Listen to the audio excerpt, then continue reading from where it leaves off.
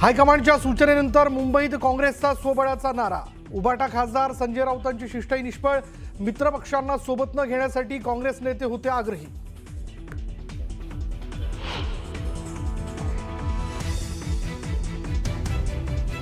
सुधीर मुनगंटीवारांच्या नाराजीच्या चर्चांना पूर्णविराम. आता तो विषय संपलाय. मुनगंटीवारांचं विधान तर आज काही नेत्यांना भेटणार असल्याचंही केलं स्पष्ट.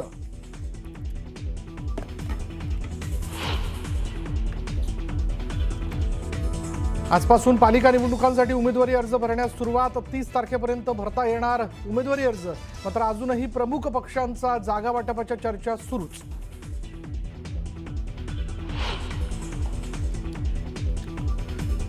मुंबईसह सर्व महापालिकांमध्ये शिवसेना आणि भाजपची युती होणार. तर मुंबईतील जागा वाटपावरही नेत्यांचं एकमत. वर्षा निवासस्थानी झालेल्या बैठकीत शिक्कामोर्तब झाल्याची वरिष्ठ सूत्रांची माहिती.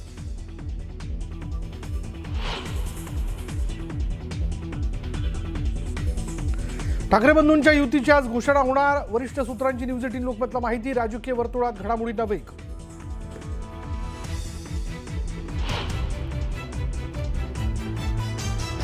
पुणे पालिकेसाठी महाविकास आघाडी आणि दोन्ही राष्ट्रवादी एकत्र लढण्याकरता चारही पक्षांच्या शहराध्यक्षांची बैठक. भाजप समोर एकाच एक उमेदवार देण्यावर झाली सहमती.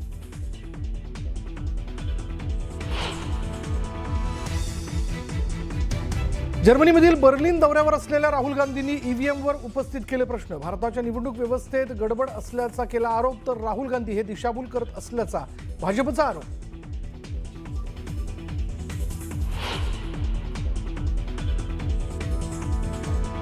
बांगलादेश दूतावासानं दिल्लीतल्या आपल्या सर्व सेवा केल्या बंद. व्हिसा सेवा आणि दूतावास तात्पुरता केला बंद.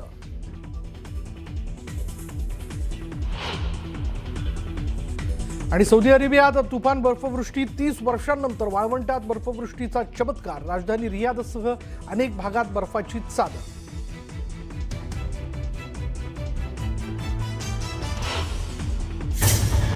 निवडणुकीमध्ये पहिली युती जाहीर कोण करणार असा प्रश्न उपस्थित झालेला आहे. महापालिका निवडणुकीत पहिली युती कोण जाहीर करणार, युती जाहीर करण्यात कोण बाजी मारणार याकडे आता सगळ्यांचं लक्ष लागलंय.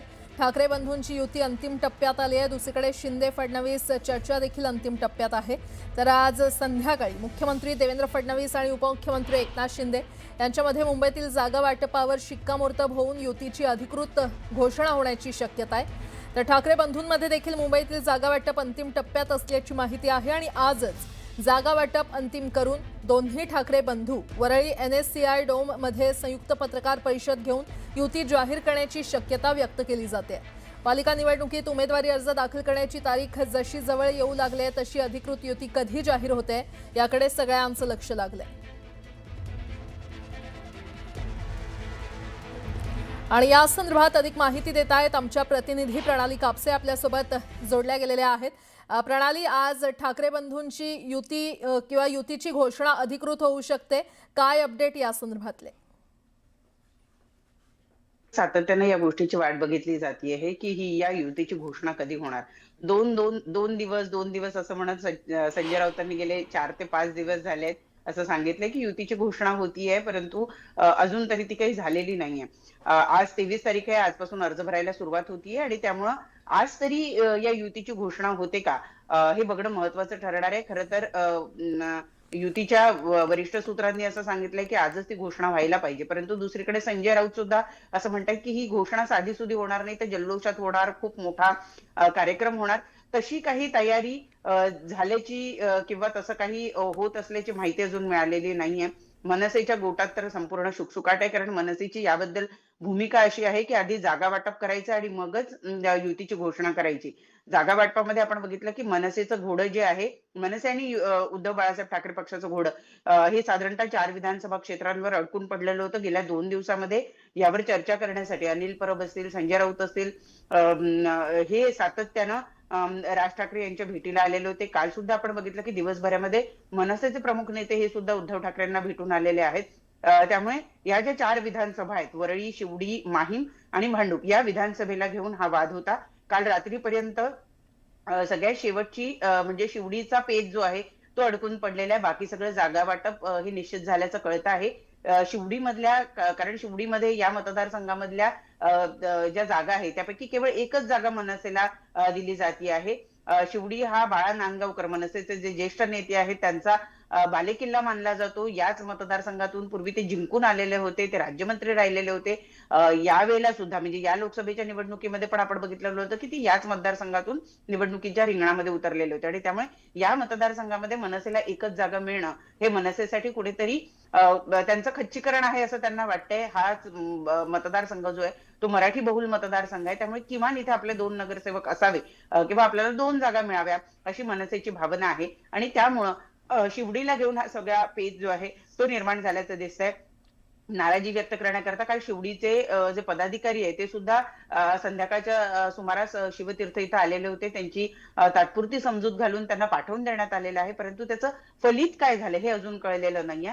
त्यामुळं मोठा पेच जो आहे तो महायुती म्हणजे मनसे आणि युबीटी मधला तो हा आहे की त्यांना जागा वाटप जे आहे ते आधी करावून मगच युतीची घोषणा करायची आहे. त्यामुळे कोणाची युती आणखी एक महत्वाची जी एक पॉलिटिकल स्ट्रॅटेजी असते की जेव्हा जेव्हा 2 मोठे पक्ष एकत्रित येतात तेव्हा ज्यांना उमेदवारी मिळणार आहे हे जवळपास निश्चित झाले असेल किंवा कुठल्या जागा सुटतायत किंवा नाही सुटत आहे हे निश्चित झालं असेल तर तिथले लोक ही नाराज होण्याची शक्यता असते. अशा नाराज लोकांना आपल्या गळ्याला लावण्याचा प्रयत्न हे विरोधी बाकावरचे लोक करत असतात. त्यामुळे असं म्हटलं जात आहे म्हणजे एकीकडे तर्क हा सुद्धा लावला जातोय की शिवसेना आणि मनसे हे आपल्या युतीची घोषणा यासाठी सुद्धा करत नाहीये की त्यांची जी नाराज मंडळी असेल ती आयती महायुतीला जाऊन मिळू शकतात किंवा त्यांना आयते उमेदवार मिळू शकतात ज्यांचं बलाबल चांगलं आहे त्या भागात.